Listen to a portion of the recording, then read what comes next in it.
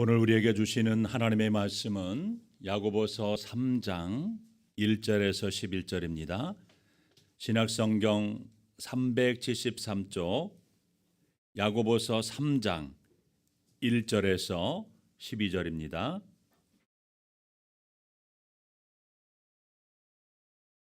야고보서 3장 1절에서 12절까지 우리 한 절씩 기도하겠습니다. 제가 먼저 1절을 읽겠습니다. 내 형제들아, 너희는 선생된 우리가 더 큰 심판을 받을 줄 알고 선생이 많이 되지 말라.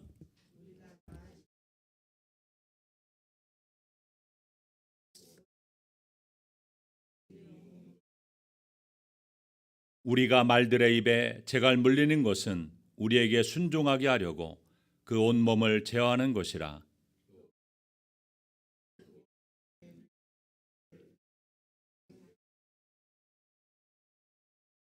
이와 같이 혀도 작은 지체로 돼 큰 것을 자랑하도다. 보라, 얼마나 작은 불이 얼마나 많은 나무를 태우는가.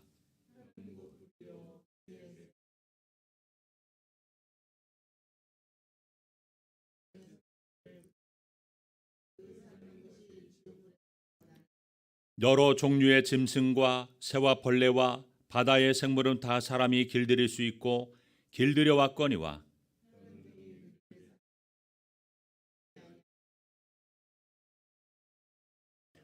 이것으로 우리가 주 아버지를 찬송하고 또 이것으로 하나님의 형상대로 지음을 받은 사람을 저주하나니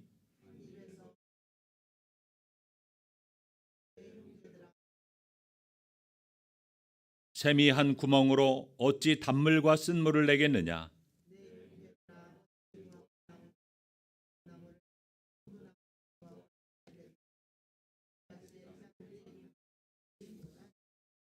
아멘. 네, 오늘도 하나님 앞에 나와 교회에서 현장 예배를 드리고 또 가정에서 온라인 예배를 드리는 우리 새감교회 모든 성도들 삶 가운데 하나님의 은혜와 평강이 넘치시기를 주님의 이름으로 축원합니다. 여러분, 우리가 다른 사람의 믿음을 평가한다는 것은 쉬운 일이 아닙니다. 그래서 그 사람의 믿음이 진짜 믿음인지 가짜 믿음인지 구별하기가 쉽지가 않습니다. 태권도나 이 바둑 같은 경우에는 심사를 해서 단증을 부여하면 되지만 인격과 믿음은 그렇게 할 수가 없습니다. 그런데 본문을 보니까요, 사람의 믿음과 인격을 알 수 있는 중요한 방법에 대해서 우리에게 말해주고 있습니다. 그것은 그 사람이 하는 말을 보면 알 수 있다라고 말합니다. 우리 본문 2절을 봅니다. 우리가 다 실수가 많으니 만일 말에 실수가 없는 자라면 곧 온전한 사람이라 능히 온몸도 굴레 씌우리라. 이 말씀에 보면 말에 실수가 없으면 어떤 사람이라고 했습니까? 온전한 사람이라고 했습니다.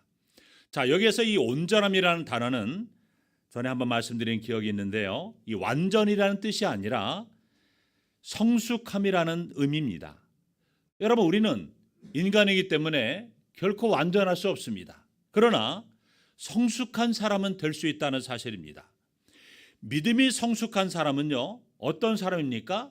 혀를 잘 다스릴 줄 아는 사람이라는 것입니다.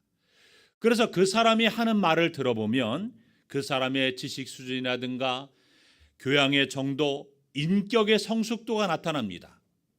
그리고 그 사람의 생각과 마음과 또 감정 상태까지 어느 정도 알 수가 있습니다. 그리고 가장 중요한 것은 그 사람의 신앙의 수준까지도 알 수 있다는 것입니다.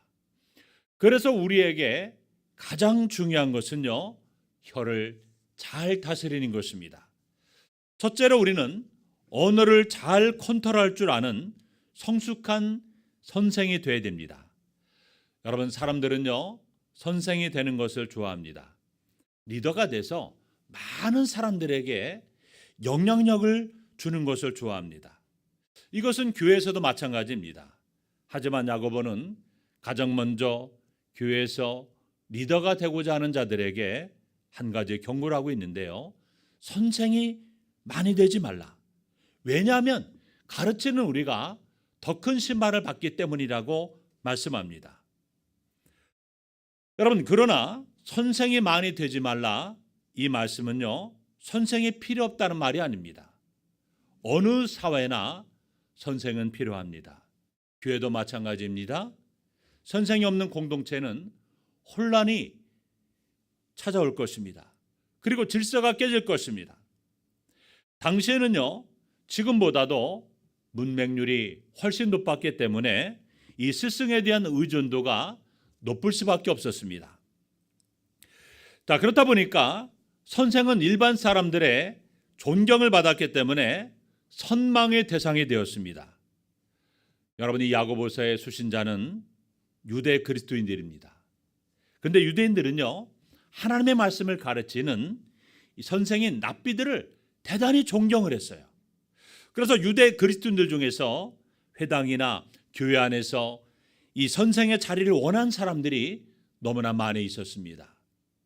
자, 문제는 선생이라는 직업이나 지위의 책임이나 이 중요성을 바로 인식하지 못한 채 너도 나도 무작정 선생이 되려 하지 말라는 뜻입니다.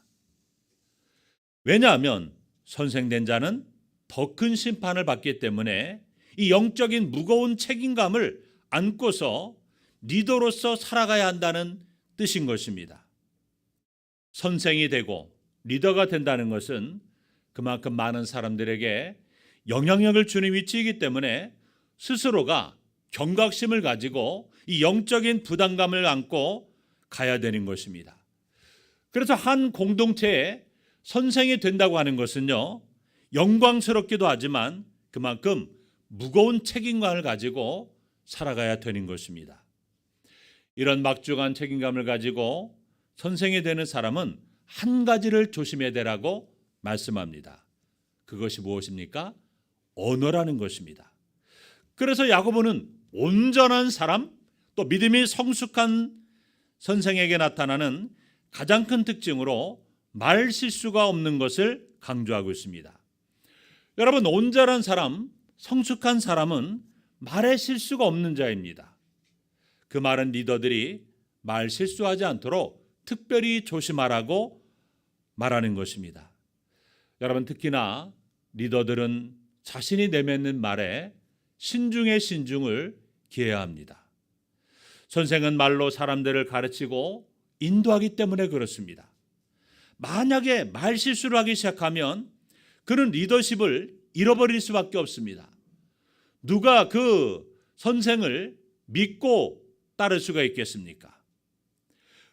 말을 통해서 사람들을 감화시키는 역할을 하기 때문에 사람들에게 이 말의 신뢰를 얻지 못하면 그는 더 이상 리더십을 행사할 수가 없는 것입니다. 따라서 말 실수가 많은 사람은 리더로서의 자질이 부족한 것입니다. 말의 실수가 많은 사람은 선생이 되어서는 안 된다라고 말하고 있습니다.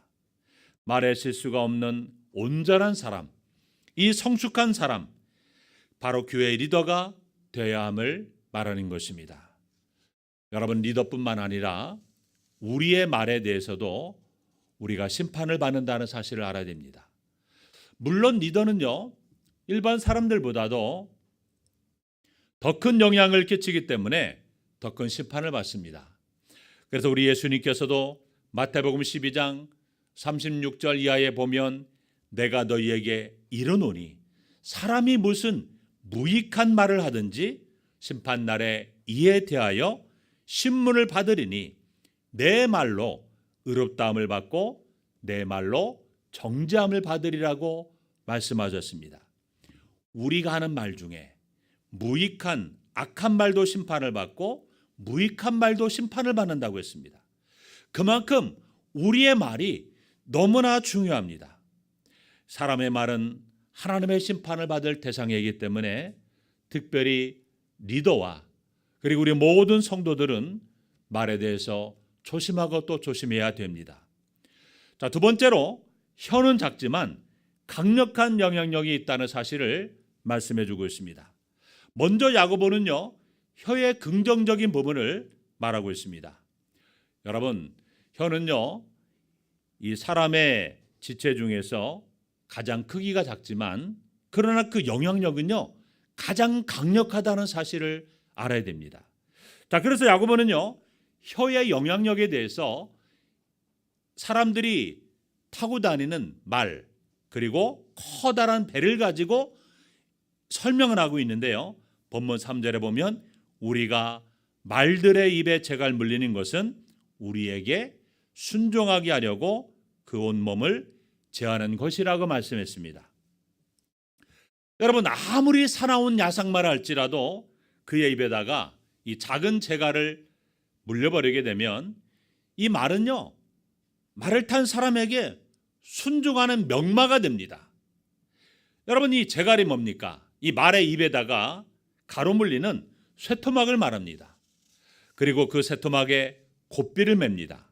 자, 이렇게 말의 입에다가 재갈을 물려 곶비를 메고 나면 아무리 살아온 야생말이라 할지라도 사람이 움직이고자 하는 방향을 따라서 순종할 수밖에 없는 것입니다. 재갈은요 아주 작은 것이지만 살아온 말을 순종하게 만들어버립니다. 그런데 사람의 혀는 어떻습니까? 사람의 지체 중에서 가장 작은 부분이지만 사람은 그것을 잘 조절하지 못합니다. 그래서 사람의 입에서 나오는 말 때문에 분쟁이 생기고 다툼이 생기고 여러 가지 말실수가 따르게 됩니다. 어떤 사람은 날카로운 칼과 같은 이런 혀를 함부로 사용해서 상대방의 마음에 깊은 상처를 주기도 합니다.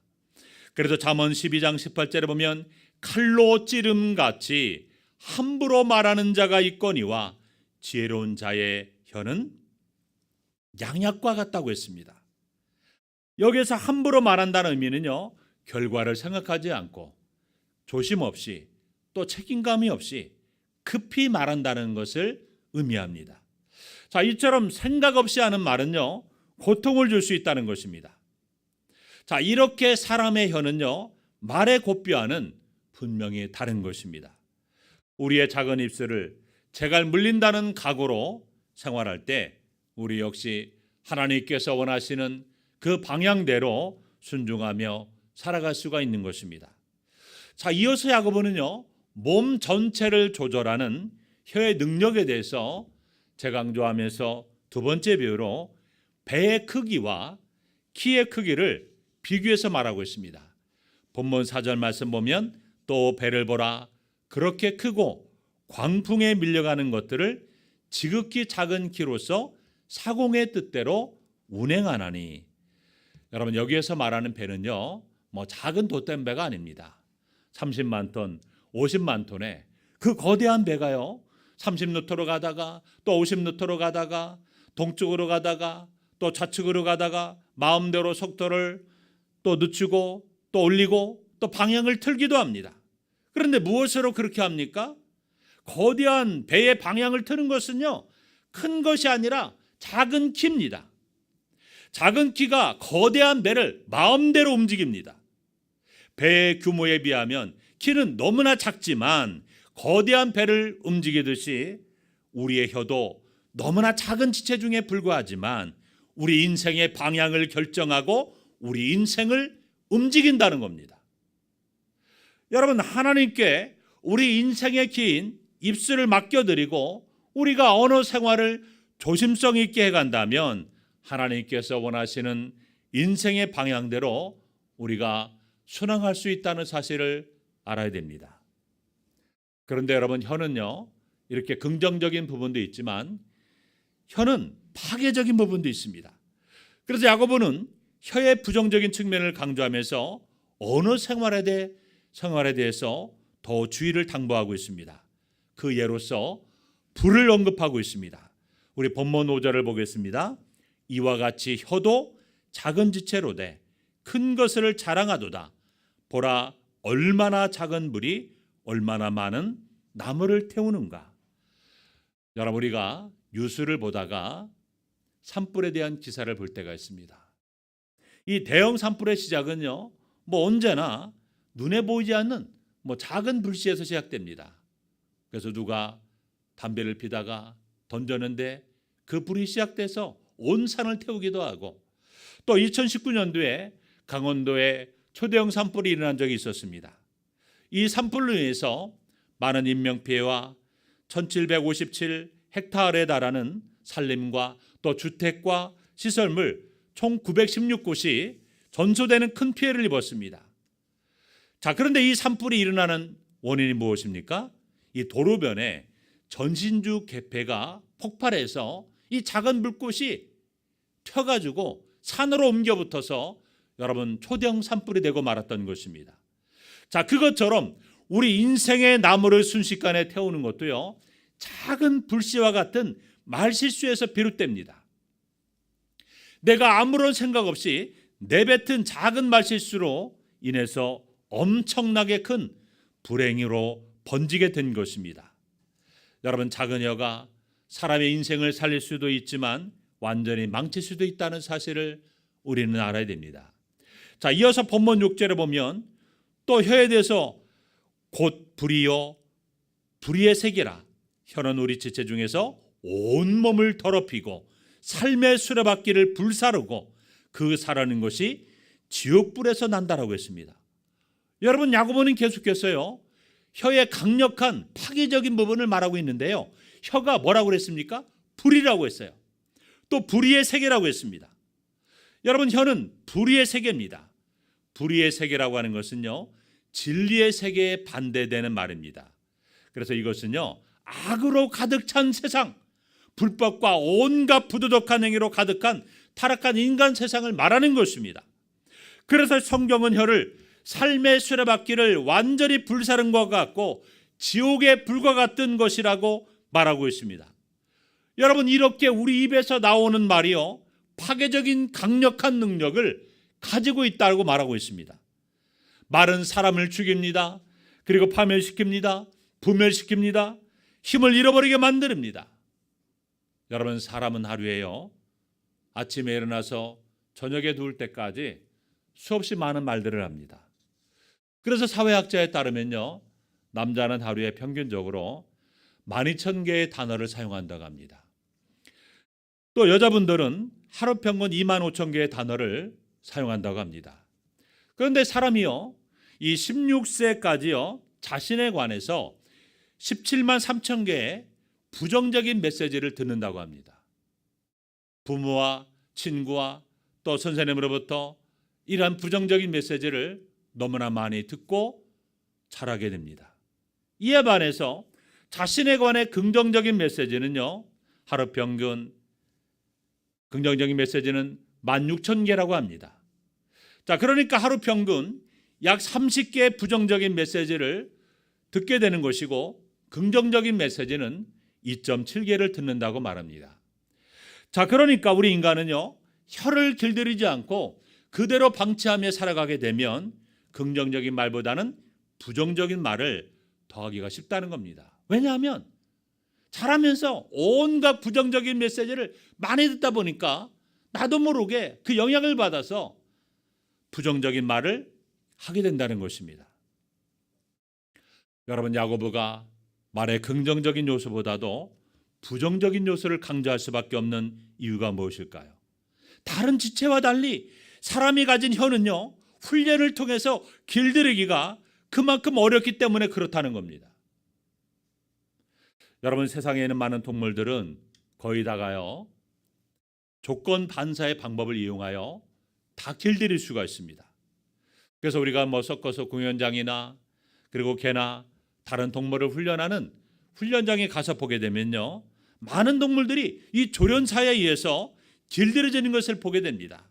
사자나 호랑이 같은 그 맹수나 또 코끼리, 물개, 또 돌고래 같이 거대한 동물들도요, 잘 훈련돼서 막 여러 가지 재주를 부리는 것을 보면, 야, 이 조련사의 재주가 너무나 놀랍다고 우리는 느껴지게 됩니다. 자, 그러나 혀는 어떻습니까? 본문 8절 말씀 보면 뭐라고 말씀합니까? 능히 길들일 사람이 없다라고 말하고 있습니다. 타락한 죄의 본성을 가진 인간의 혀는요, 인간의 통제력으로 어떻게 할 수 없다는 말입니다. 그래서 야고보는 혀를 뭐라고 말하고 있어요? 혀를 죽이는 독이 가득한 것이라고 표현합니다. 8절 말씀에 보면 뭐라고 말하고 있습니까? 혀는 우리 지체 중에서 온몸을 더럽히고 삶의 수레바퀴를 불사르고 그 사라는 것이 지옥불에서 난다라고 했습니다. 여러분, 혀는요, 우리 인간의 우리 본문 8절 말씀 보면 혀는 등이 길들일 사람이 없나니 쉬지 아니하는 악이요 죽이는 독이 가득한 것이라. 여러분, 이 남태평양의 원주민들은요, 아주 큰 거목을 쓰러뜨릴 때 아주 이런 방법을 사용한다고 합니다. 그들은요, 나무를 삥 둘러싸고요, 이 나무를 향해서 막 초지를 퍼붓는다고 합니다. 야, 죽어라 죽어, 이 나무야 죽어라 죽어 하면서 계속해서 저주를 퍼붓는다고 합니다. 나무가 여러분 정말 말라서 죽을 때까지 그 나무를 계속해서 돌면서 나무를 향해서 온갖 저주를 퍼부어댑니다. 자, 그러면요, 정말 얼마 가지 않아서 그 나무가요 말라져 죽는다고 합니다. 자, 이와 같이 우리 입에서는 나오는 부정적인 말은요, 쉬지 아니하는 악이요 죽이는 독이라고 말하고 있는 것입니다.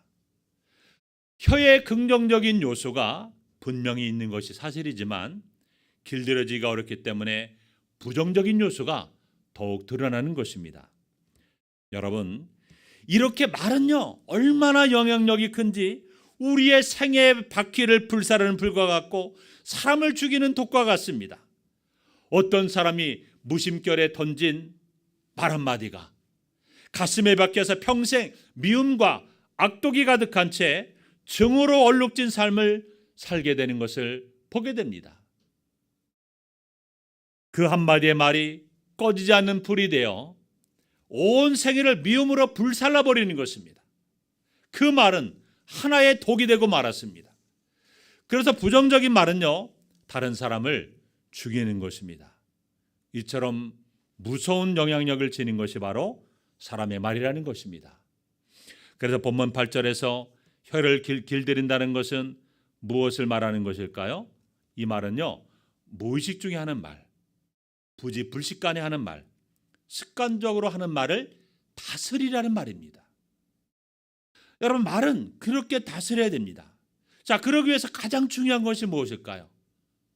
우리의 혀를 다스리는 것이 그렇게 어렵고 힘든 것인데 어떻게 해야 될까요? 그러기 위해서 가장 중요한 것은 우리의 마음을 다스리는 것입니다. 왜냐하면 우리의 혀를 다스리는 것이 우리의 마음이기 때문에 그렇습니다. 혀가 마음에 가득한 것을 밖으로 쏟아내는 것입니다. 혀의 죄는요, 바로 마음의 죄라고 볼 수가 있는 것입니다. 혀의 실수와 실패는 바로 마음의 실수와 실패입니다. 그래서 우리 주님께서 마태복음 15장 11절 18절에서 이런 말씀하셨습니다. 입으로 들어가는 것이 사람을 더럽게 하는 것이 아니라 입에서 나오는 그것이 사람을 더럽게 하는 것이니라. 입에서 나오는 것들은 마음에서 나온다고 하면서 이것이야말로 사람을 더럽게 한다라고 주님께서 말씀하셨습니다. 여러분, 우리가 이 혀를 잘 통제하려면 우리의 마음이 예수님의 마음을 닮아야 됩니다. 그만큼 영적으로 건강하고 성숙해야 됩니다. 마음에서 혀의 말이 나오기 때문에 그렇습니다. 욕이 실수 없이 나오는 사람, 혀의 말로 여기저기 폭탄을 터뜨리는 사람들은 그냥 보통 사람이 아닌 것입니다. 마음이 그런 것입니다. 여러분, 제가 어떤 개그맨을 만나는데요, 여러분이 잘 아는 개그맨입니다. 그런데 그 개그맨은요, 제가 놀랐습니다. 같이 만나서 대화를 하면서 식사를 하는데요, 90%가 다 욕이에요. 밥 먹으면서도 욕하고 얘기하면서도 거의 다 욕이고 막 이상한 막 부정적인 말하고 거의 다가 욕 수준이에요. 그게 너무 놀랐어요. 그런데 놀라운 사실은요, 그분이 목사님이 되었습니다. 그래서 제가 처음에는 나 안 믿는다. 왜냐하면 입에서 나온 말이 거의 다 90%가 욕이기 때문에 그분이 목사님 됐어? 놀라운 사실이네. 나 못 믿겠는데 처음엔 그랬습니다. 여러분, 마음이 늘 그러니까 그것이 터져 나오는 것입니다. 로마서 3장 13절에서 14절 말씀 보면 인간의 전적 부패와 타락을 설명하면서 그 혀의 부패에 대해서 부각시키고 있습니다. 그들의 목구멍은 열린 무덤이요 그 혀로는 속임을 일삼으며 그 입술에는 독사의 독이 있고 그 입에는 저주와 악독이 가득하다고 했습니다. 자, 이런 우리의 마음이 예수님의 마음을 닮아야 우리 혀가 통제될 수 있다는 것입니다. 우리가 예수님을 믿으면요, 우리의 마음의 변화가 일어납니다.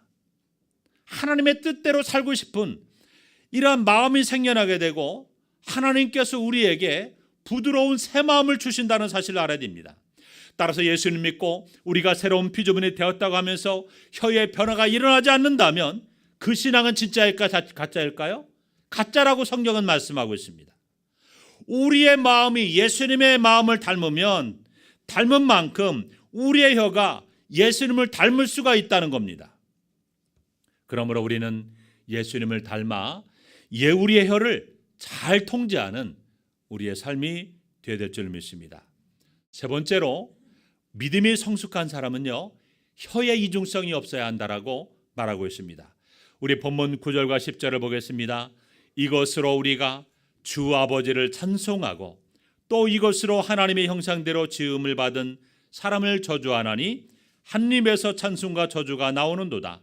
내 형제들아, 이것이 마땅하지 아니하니라. 여러분, 같은 혀로요 하나님을 찬송하고 같은 혀로 하나님의 형상대로 지음받은 인간을 저주하는 것을 지적하며 이와 같은 이중성은 죄라고 성경은 분명히 말씀하고 있습니다. 한 입으로는 하나님을 찬송합니다. 그러나 바로 그 입으로 하나님의 형상대로 지음받은 사람을 저주할 수 없습니다. 한 입으로 교회 가서는 찬송을 부릅니다. 그러나 집에 돌아와서는 욕하지 말라는 겁니다. 한 입으로 교회에서는 축복하고 직장에서는 저주하지 말라는 겁니다. 한 입으로 찬송과 저주가 나오는 모순이 비일비재하게 발생합니다. 여러분, 이런 모습 때문에 실족하고 상처를 받아 교회를 떠나는 분들이 너무나 많이 있다는 사실을 알아야 됩니다. 그런 의미에서 혀는 곧 불이요 불의의 세계라고 한탄한 야곱의 고백을 우리가 이해할 수가 있는 것입니다. 그래서 야고보는 1장에서 우리에게 이렇게 말씀했습니다. 우리 야고보서 1장 26절 한번 우리 다 함께 한번 읽어보겠습니다. 야고보서 1장 26절입니다. 함께 읽습니다. 시작. 누구든지 스스로 경건하다 생각하며 자기 혀를 재갈 물리지 아니하고 자기 마음을 속이면 이 사람의 경건은 헛것이라. 여러분, 말을 함부로 하는 사람은요, 진정한 신앙이라고 할 수가 없다는 겁니다. 성숙한 믿음의 사람은 이런 이중성을 가질 수 없다라고 강조합니다. 여러분, 우리는 혀의 이중성을 주의해야 됩니다. 자, 그러면서 마지막으로 본문 11절과 11절에서 이렇게 말합니다. 샘이 한 구멍으로 어찌 단물과 쓴물을 내겠느냐. 내 형제들아, 어찌 무화과 나무가 감람나무를 포도나무가 무화과를 맺겠느냐. 이와 같이 짠물이 단물을 내지 못하느니라. 샘이 한 구멍으로 어찌 단물과 쓴물을 동시에 내겠으며 어찌 무화과 나무에서 감람나무를 포도나무에서 무화과 열매를 맺겠느냐 묻습니다. 절대 있을 수 없다라고 말하고 있습니다. 자, 그러면서 야고보는 본문에서 내리는 결론이 무엇입니까? 이와 같이 짠물이 단물을 내지 못하느니라. 사랑하는 성도 여러분, 우리는 기억해야 됩니다. 샘이 한 구멍으로 단물과 쓴물을 내지 못하는 것처럼, 한 나무가 다른 나무의 열매를 맺지 못하는 것처럼 우리의 입술도 하나님을 찬송하고 다른 사람을 사랑하고 축복하는 말로 세워져야 됩니다. 베드로전서 3장 10절 말씀에 보면 그러므로 생명을 사랑하고 좋은 날 보기를 원하는 자는 혀를 금하여 악한 말을 그치며 그 입술로 거짓을 말하지 말라고 우리에게 교훈하고 있습니다. 하나님이 주신 생명을 사랑하고 좋은 날 보기를 원한다면 우리의 혀를 잘 다스리라고 말씀합니다. 여러분, 분명히 우리의 혀는 너무나 길들이기가 어렵습니다. 하지만 불가능한 것은 아닙니다. 성령의 도우심이 필요합니다. 오직 성령께서 우리 혀를 주장하시고 통제하시고 다스릴 수가 있습니다. 그러면 날마다 우리도 우리의 입에 파수꾼을 세워달라고 성령께서 우리에게 우리의 혀를 주장하시고 통제하게 해달라고 날마다 기도하시기 바랍니다. 우리가 주님의 말씀을 마음에 새기고 성령의 도우심을 철저하게 의지하며 살아갈 때 우리가 말실수를 줄일 수가 있습니다. 말실수가 없는 사람이면 진정한 리더요 선생이 될 수 있습니다. 성령의 도우심으로 이 모든 것이 가능하다라고 말씀하고 있습니다. 그러면 여러분, 여러분의 말이 사람을 죽이는 말이 아니라, 파괴시키는 말이 아니라, 여러분의 말이 다른 사람을 살리고 그 사람을 행복하게 하고 기쁘게 하는 그러한 말로 다른 사람을 살리는 양약과 같은 그러한 말을 함으로 여러분이 가는 곳곳마다 그 공동체가 회복되고 살아나는 이러한 아름다운 축복의 열매가 가득한 삶이 되시기를 주님의 이름으로 축원합니다. 기도하겠습니다.